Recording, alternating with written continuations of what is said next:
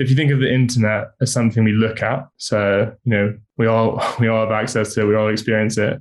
The metaverse is kind of the next phase in that, where it's actually this version of the internet that we partake in.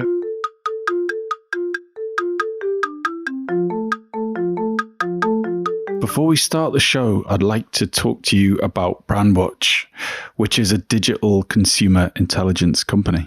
It helps businesses better understand their consumers and buyers with clever software that enables them to analyze conversations from across the web and social media. To find out more, visit brandwatch.com, and you can sign up for up-to-the-minute consumer insights in your inbox each week at brandwatch.com/bulletin. And it's worth mentioning that my business, Automated Creative, uses Brandwatch every single day, and our business would be impossible to deliver without it. So it's of real pride that I welcome them as partners for this week's episode.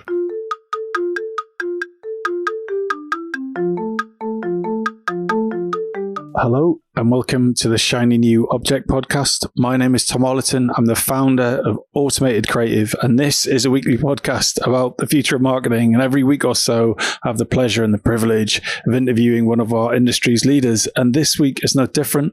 I'm on a call with Jack Calderwood, who is head of Pulse at draftLine Europe, AB InBev. So, Jack, for anyone who doesn't know who you are and what you do, could you give them a bit of background? Sure. Hey, Tom. Good to be chatting today.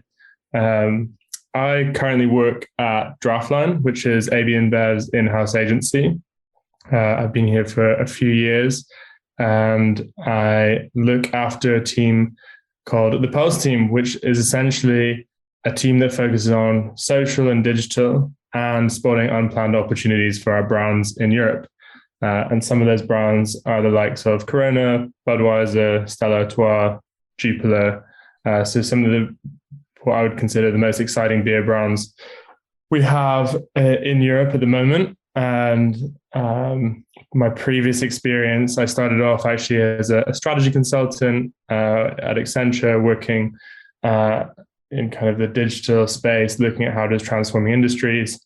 From there, I moved into advertising, specifically working with a lot of alcohol companies. And then, found myself in the role that I'm in today. So in that career, what has been your best investment of your time, energy, or money? So I think there's kind of one main thing that comes to mind, and I'll probably talk about some things linked to that as well. But when I left strategy consulting and moved into advertising, I set up a drinks business on the side. So I was looking for a project that would give me some practical experience. I'd spent a lot of time working in the strategy space, which was all very theoretical, which is great, but you don't often necessarily get to see the application of your work. You kind of finish at the PowerPoint delivery phase. And I really wanted to see, how I could follow through on an idea. Started this business called Lost Roots, which is a ready-to-drink rum and ginger beer brand. And kind of did that with a mate outside of work. And really, it was just a kind of a great experience because you had to do every kind of part of the work. So from setting up a legal entity, thinking through all the finance, to the branding, to the rollout strategy, to then actually going and selling the product once it was eventually made, and all the setbacks in between. It was just a really great experience that was a fun outlet on the side of work, but also ended up really helping me in the current role that I'm in. And what happened? Did you sell any? Yeah. So I think the process was a long one. So there's a lot of ups and downs in actually creating the product. The first person we worked with to develop it ran away with our money, and I think at that point it was bleak. We were kind of like, is it really worth doing this? Like, why are we even trying to set something up? But we kind of persevered, found a new developer, worked on the drink, worked on the branding, got some really great people to help out. And then we started selling in and around East London. So I think we ended up getting listed in about 20 places, so bars and shops. And I still really remember the first day being super nervous, carrying, a bag full of these bottles into corner shops and pitching for the first time. And it was unlike, pitching to senior people in companies. It was like just a really foreign experience. What was your pitch? My pitch was basically like, I live in the area and I've set up this new drink and we'd love to stock it in your store. We think that people are going to love it, and we're organizing a big launch party in the pub around the corner. So we think it'd be great if you had some of this in stock post that launch. And a lot of people were super receptive to it. And what we would do is we'd go from like door to door, split up the areas around, me and my co-founder would go basically knocking on different doors and spread that out. And we'd then just basically come back at the end of the day, see how many we had sold. And then if we had got into any big pubs, we'd try and send our friends down to buy some immediately to kind of get the sales going. So sorry, just step back 1 second. So you went on an off license that you said, do you want to buy some cans? And they'd buy 10 or 5 or 24. How did that work? They'd typically take a crate, which is 24. But, often you'd go in, they'd be like, my manager's not in. So you'd end up coming back. But really these guys are very receptive to what you're trying to sell in. And they just ask, how much it's selling for. Some of them are obviously not interested, but they're really just keen to stock local. At least when I was doing it, they were keen to stock local products. But they don't want a fancy sales pitch. So I wasn't going in and kind of giving it, it's made with these premium ingredients and X, Y, and Z. It was much more kind of straightforward. So I'm fascinated. What happened next? So you sold some in. Then what happened? Did you do a George Clooney and sell a Diageo for $1 billion, or was it? Yeah, I mean, I wish. So basically we had one fatal flaw, which is we had made the drink into glass bottles. And where we thought we would grow the brand the most was in kind of trendy rooftop bars that had a need for kind of quick service, so quick turnaround drinks. And they didn't necessarily want to make cocktails during a kind of a busy service. And we quickly found out that rooftop bars don't stock glass bottles. So they were asking for in cans. And I guess if you have any familiarity with the drinks industry now, a lot of products go straight into cans. But when we were doing it kind of small scale canning, we just didn't have the money saved up to do it. So we kind of had our one shot with these bottles. Really just found we were doing all right. We were selling well. People liked the product, but we just weren't making enough money to really give up our kind of day jobs to pursue it.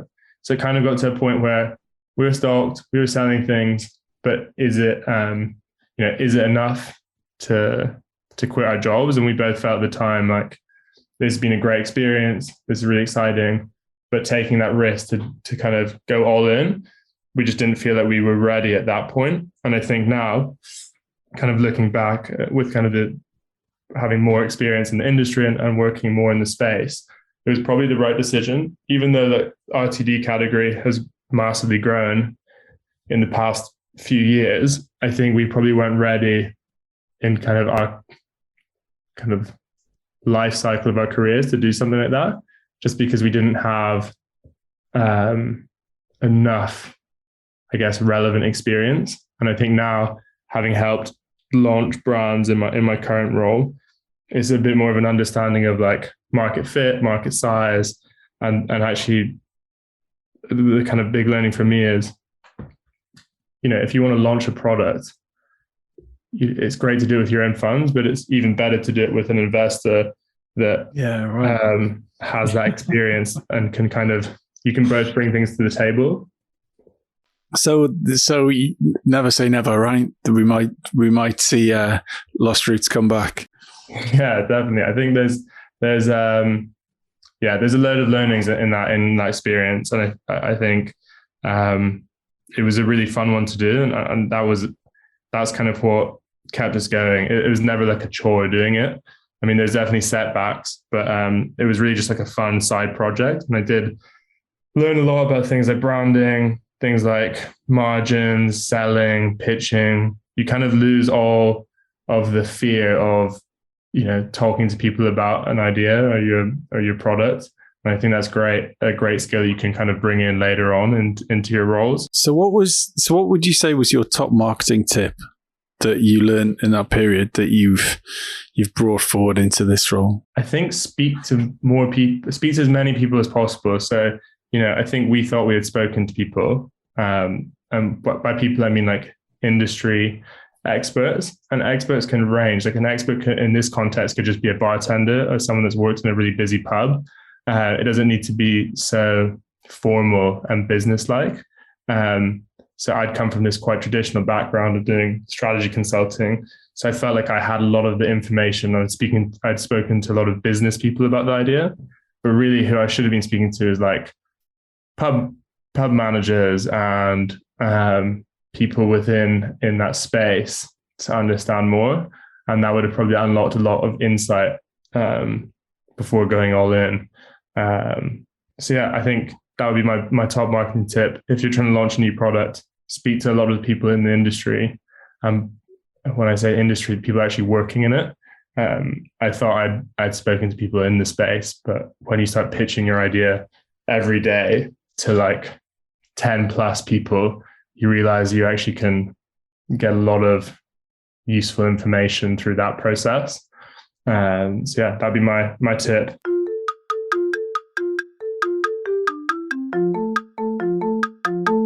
This episode of the Shiny New Object podcast is brought to you in partnership with Madfest. Whether it's live in London or streamed online to the global marketing community, you can always expect a distinctive and daring blend of fast-paced content, startup innovation pitches, and unconventional entertainment from Madfest events. You'll find me causing trouble on stage, recording live versions of this podcast, and sharing a beer with the nicest and most influential people in marketing. Check it out at www.madfestlondon.com.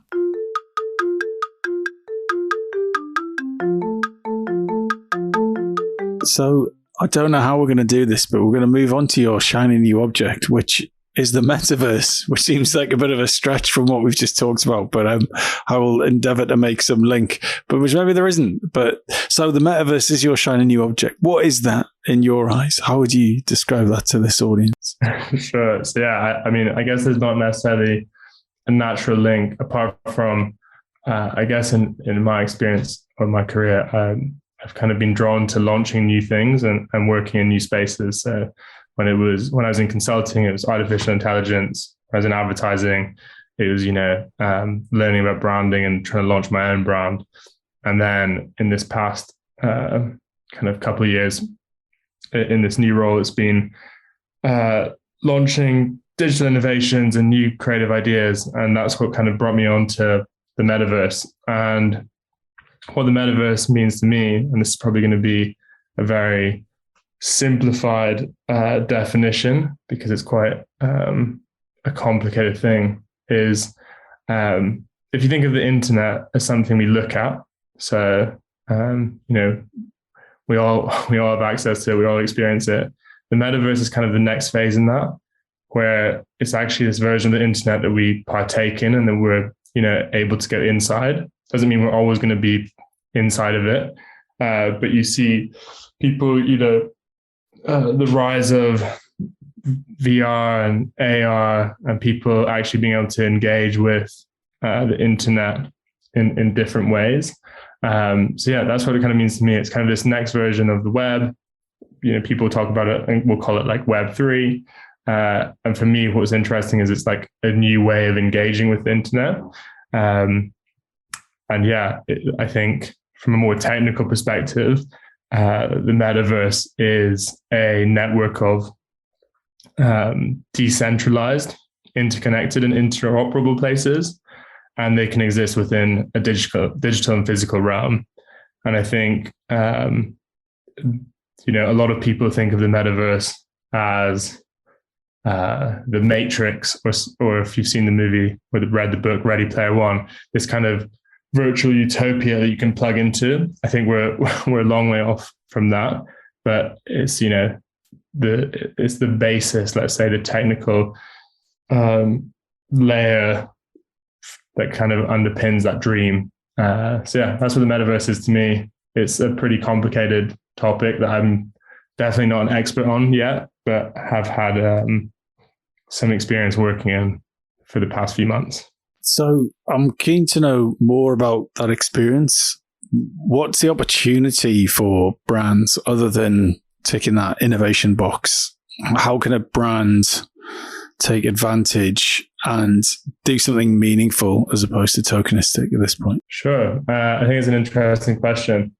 The metaverse in some ways represents like a variety of opportunities, and it obviously is going to depend on the brand or the industry you're in. So, you know, if we look at fashion, there's a clear overlap there between the kind of physical businesses that fashion houses are running and fashion brands are already very familiar with, and the virtual fashion space that's emerging. So, you know, gaming is already massive. There's billions of people that game every day, and Gen Z and kids and adults, you name it, are buying in record numbers clothes or skins for their characters in these virtual worlds. So it's very clear there that there's an opportunity for that industry in this space going forward, because, you know, people care about their digital appearance now, probably more than ever, and it's only going to keep increasing. So, you know, Facebook has become Meta, and, you know, avatars are kind of, you know, our digital identities are going to become more prominent. So how we look and how we come across in these spaces is going to be, you know, there's an opportunity there, and there's a behavior that's already kind of ongoing within the world of gaming that's going to translate and transfer over. So I think there's a very clear opportunity for something like an alcohol brand or an alcohol business. You know, what we're interested in is socializing. So, you know, socializing is moving from physical spaces like pubs and bars and restaurants to virtual spaces. I don't think it's ever going to be replaced. But it's interesting nonetheless that you've got millions of people interacting, socializing in these spaces, and how do you stay relevant in that new world, I guess, is kind of the question, and what is the role of a brand in that space?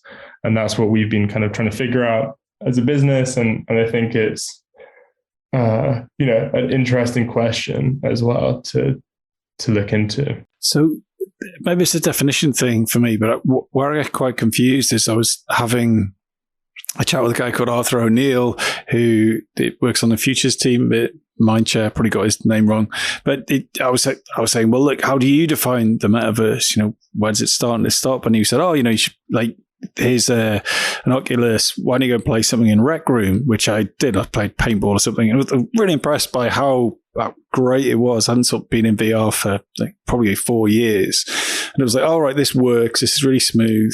And on the way home, I was on the train playing paintball on Rec Room on my mobile.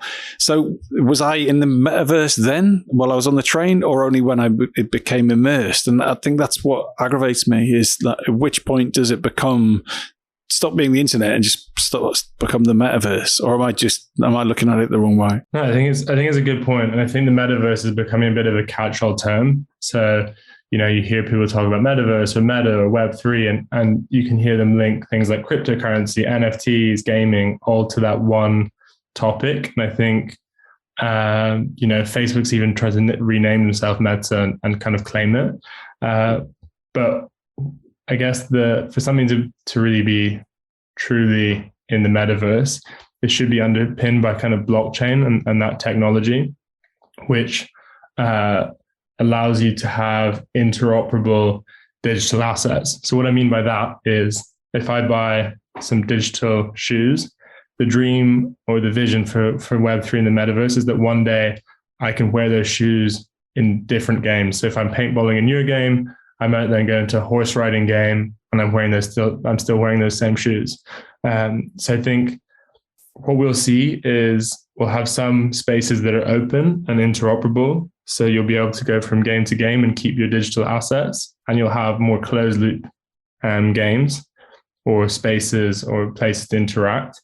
But yeah, the definition at the moment is, I almost wouldn't get hung up in the definition. I'd be more excited by this kind of, it's the first time you can have ownership of digital assets. And then what does that mean? And what is the potential of that? That's at least how I see it. Yeah, so the whole ownership of digital assets thing, I think is so exciting. I mean, I was in a band for many years and a deeply unsuccessful one. But back at that time, the only way I could make money was I could get a record deal, highly unlikely. I could be a top-end session musician. I could play in pubs, or I could busk. I think that's sort of loosely it. Like, whereas now, like, there's an opportunity. If you build a fan base, then you can mint your album as an NFT. There might be enough people to buy it to sustain you as a career, without you needing any of the normal things. So I think as an artist, it's just the most exciting thing. I think it's so brilliant if it continues to work in the way it promises to. But how does that work for brands? I think Mark Ritson sort of came out very recently sort of slagging off the whole idea that I think marketers should get back to work instead of focusing at NFTs. But I know that you have specifically done some work in that area. Is that something you can tell us more about? Yeah, definitely. And I think it's interesting you raise the example of artists. I think what is interesting in the space is it allows people to collectively come together to fund projects in ways that was previously very difficult to. So, Budweiser actually just launched a really interesting project around new up and coming singers and musicians, and you could basically buy tokens to support them, and then you can, in the future, receive kind of access to exclusive benefits and things like that. And I think there are other examples where there's kind of communities forming around supporting artists, or you see artists releasing their albums, people can buy them as NFTs. So I just think it's like a really exciting way that people will organize themselves to fund their kind of shared passions. So there's that kind of space is super interesting. And then I think if you're a brand, if you're kind of paying any attention to online communities and digital communities and the different kind of subcultures that kind of operate in that space, it kind of makes sense to consider, what's your role. So I talked about gaming, but there's loads of examples. If you ever go on TikTok, there's so many, different subcultures and communities, and they're really active. So I think as a brand, you need to find the ones that are most relevant to you and the passion points linked to your brand, and then go, okay, if my brand is linked to, sports, how does that translate if all of a sudden people are playing, games and esports and watching, spending more time watching people play FIFA than they are football in the real world? And then how do I take that and create a program or create a partnership that can seed my brand or product into that space? So, you're evolving with the times. And I think, I'm a big fan of Mark Ritson, but I do think he's potentially ignoring the fact that, okay, there's a lot of hype and there's a lot of projects that won't work. But realistically, what it comes down to is there's a bunch of communities and people that are, gathering and getting excited about different projects. And I think, if you're a brand, you should pay attention to that. And I had some experience in this kind of year that's just gone by, where we launched a collaboration with a company called Zrun, and they are basically a world first esport horse racing game. And what they do is, and this might sound a bit bonkers, but I think that's what makes it so fun and exciting. They have created this game where there's let's say, for example's sake, 10 different breeds of horses, and they use AI to give all those horses different traits. So similar to how horses in the real world have traits, they're fast, they're great jumpers, whatever. And then people can buy them and race them, and they kind of compete for different pots of money. So it's this kind of like gamified experience where people can own part of the game. So we saw that as a great opportunity for Stella Artois, who have a long-standing partnership with one of the world's kind of leading horse races. And we basically did this kind of innovative campaign where we just wanted to test and learn a little bit more about the metaverse by working with a well-respected partner in this space. And we released kind of a limited edition collaboration where we had 50 Stella Artois horses, and we put them up for auction, and people could buy them. They were named after things within our brand world. So you had like a horse called Chalice, or I'm trying to think of another name. It's gone, but yeah, all named, linked to kind of different aspects of our brand world, and people could buy these horses to then race them in the future. And then we also had we developed kind of like a custom racetrack in our signature Life Artois style. So it's like a really exciting thing to be part of. Quite a unique partnership, but just us experimenting with, appearing in a space where consumers are moving into. So I think really interesting projects to be involved with. The back end of it is super challenging. A brand going into a space like this is completely new. The technology is new. So there's a lot of challenges there. But yeah, that's kind of one of the projects I've been working on. So you ran an auction for these horses, and then people could buy them. And did you set the price for that, or was there a starting price? How did that bit of it work? The market really determines the price. So we didn't. There was no set price. I think the total in sales in the end generated about 1 million at the price of Ethereum during that period. For any crypto fans, they'll know that Ethereum has had a bit of a decrease in recent weeks, to say the least. But so it's open to bidding. The main thing that really determines the price is the rarity of the horse. So some horses are rarer than others, and that's kind of what determines how much people are willing to pay for it. But it can seem like crazy that people are spending this much money on digital assets. I think actually in this context it feels a bit more relevant because it's a game and you're playing in it, and there's there's a competitive element to it. More traditional NFT projects where you're just buying what could be seen as like a JPEG or just a digital photo, sometimes people kind of struggle to understand the value in that. But really, from what I've seen, projects that succeed have like a level of utility that's baked into what you're buying. So in this case for us, it's a horse that you can play in the game. It's an engaging game.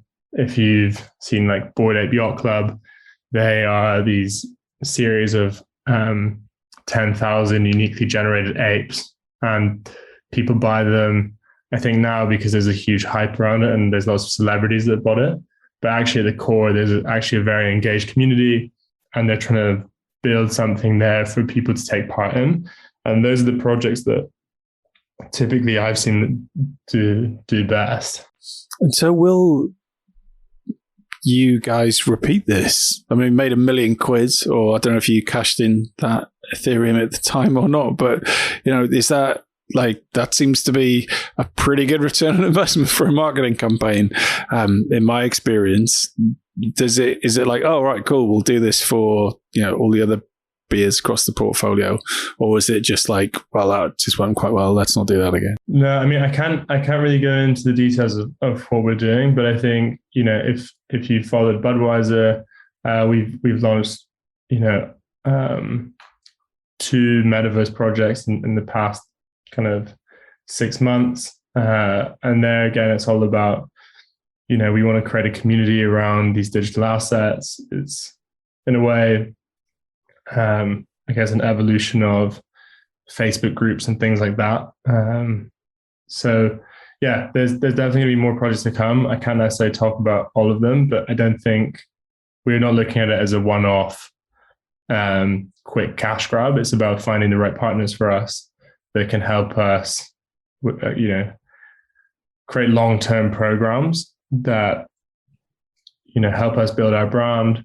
And, we want to be where consumers are. And I think that's the lens that we look at it from. So what would be your advice to a brand who wanted to get into this space, but maybe didn't have the adventurous spirit of you guys or the budget to take care of what is a complex back end in getting a project like this live? Yeah, I think the first thing to figure out is, do we have the capability to work out the legal and financial implications of running a metaverse project, and will there be enough upside of figuring that out and doing that?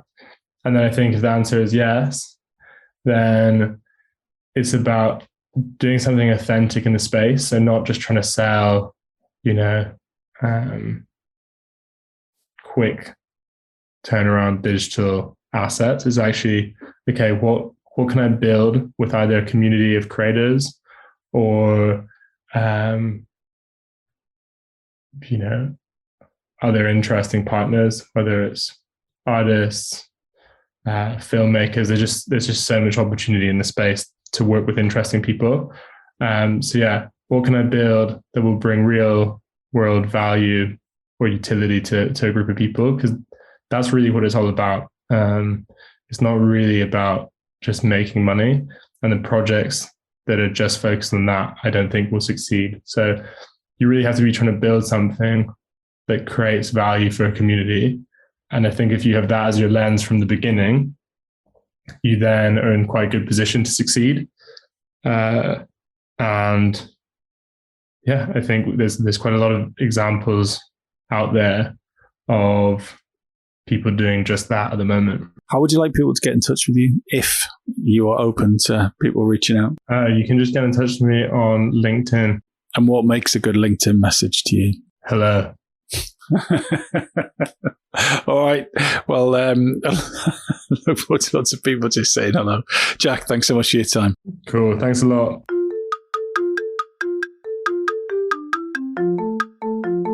Hi. Just before you go, I'd really appreciate it if you could take the time to write a review of the Shiny New Object podcast on Apple Podcasts or iTunes, whatever it's called these days, or whichever podcast provider you use. We're an indie podcast, so it would go a long way for us if you could just share the word and give us a bit of a support on those channels. That would just be fantastic. If you haven't got time, that's also cool. And yeah, if you could tell your colleagues about the podcast, and also, if possible, don't forget to subscribe. And I'd love to hear your feedback. If you'd like to speak on the podcast or be a guest, or you think I'm asking the wrong questions, anything, I'd be super interested to hear what you think. So please email me at tom@automatedcreative.net. That's TOM at, I'm not going to bother spelling it. Anyway, you'll work it out. Thanks so much.